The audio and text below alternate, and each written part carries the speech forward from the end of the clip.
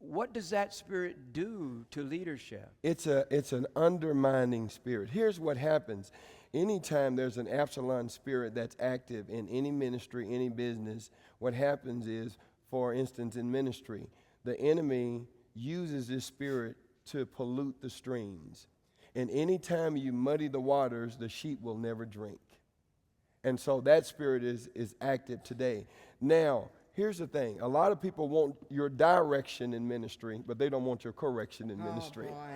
That's So it. The real test is not direction. The real test is correction. So what happened is, when you look into the life of David, the Bible says Absalom, he was a smooth operator.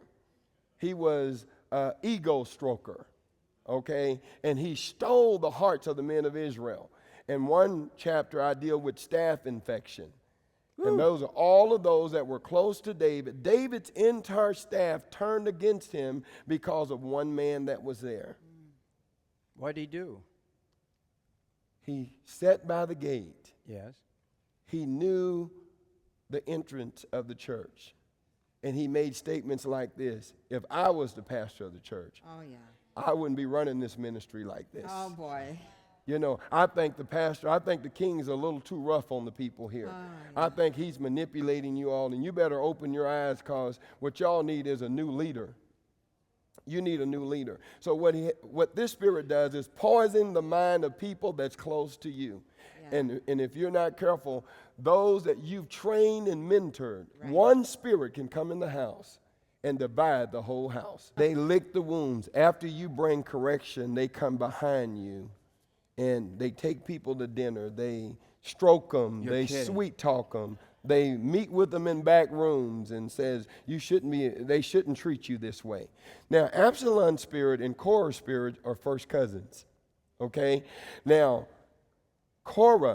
Jude said this: we must honestly contend for the faith that once delivered unto the saints of God. And then he goes on to talk about false teachers have crept in.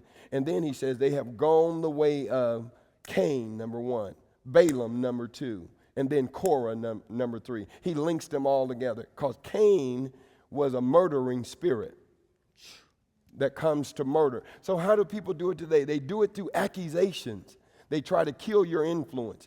That's what Absalom did. Balaam, what did Balaam do? Balaam was a backslidden prophet, okay? But because of greedy gain, he prophesied for money, okay? And then Korah pops up.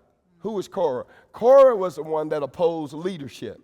So you're not the only one God's talking to. Oh, boy. Moses, Aaron, God's speaking to us too. You got too much authority in this place. Everybody's got to bow to you. These are the accusations. He brought 6 to 8 accusations against the leadership, and he tried to persuade the people and pull them away from their assignment. We're in a generation today where there's young preachers that don't understand the process, or people in ministry. Let me say it like that. Not just preacher, but people in ministry. God will never put you over what's under you until you can first come under what's over you. Oh, that's so good. Because that's how God so works. True. It's so true. You know, we've got a generation that's hungry for power, prominence, and position. But God always prepares you before he positions you. Yes, he does. Well, I got a prophecy. And what happens is some of these false teachers will come in, and it takes the spirit of discernment to recognize this. While you're correcting them, they want to prophesy to them and tell them that they're greater than what they are. And that's a danger. Because if anybody know the kids, mom and daddy do. That's right. Hello, somebody. Hello. Have you ever had someone to come to your house and say, oh, your kids are just so sweet.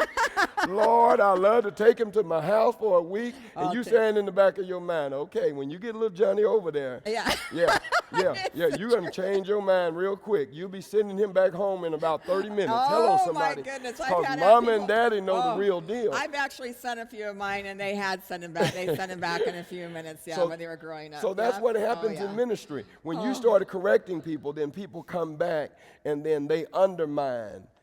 Now, people don't understand how deadly this Absalom spirit is. He stole the hearts of the men of Israel. People that you train in here.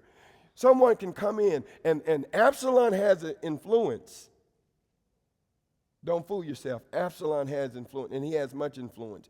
He stole their hearts from under the king.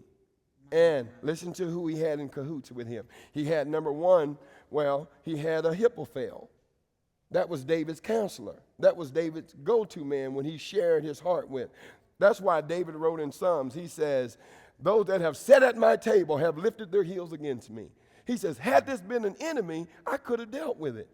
But this was a trusted friend. This was someone that went to the sanctuary with me. He was alluding to Ahithophel. Okay, who was the other one? It was Amaziah. Amaziah was the captain of the host. He's David's military man. So now you've got Absalom, David's own biological son. You've got Ahithophel, David's counselor. You've got the military man, Amaziah. Then you even have Shimei. Who's Shimei? He's David's best friend from his youth. The Bible said he picks up a stone and he throws it in the face. Your best friend. Can't nobody hurt you like the one you love. That's right. Or closest to you. Those are the ones that rip your heart out of your chest. Okay? And then here's the kicker. Mephibosheth. Oh, no, not Mephibosheth. No, not him. He's the one that bought him from Lodebar. Yeah. David's walking through the palace one day and he asked the question, is there any left in the house of Saul that I should show kindness to for Jonathan's sake? They said, yeah, there's one left. He's Mephibosheth. Where is he? He's down in Lodebar. Ziba, go and get him, fetch him, bring him in, and bring him to the king's table. And David says he's going to eat from the king's table. But to David's amazement, all of them were in cahoots, and they turned against their leader, and Mephibosheth was in the group. That's the power that Absalom has.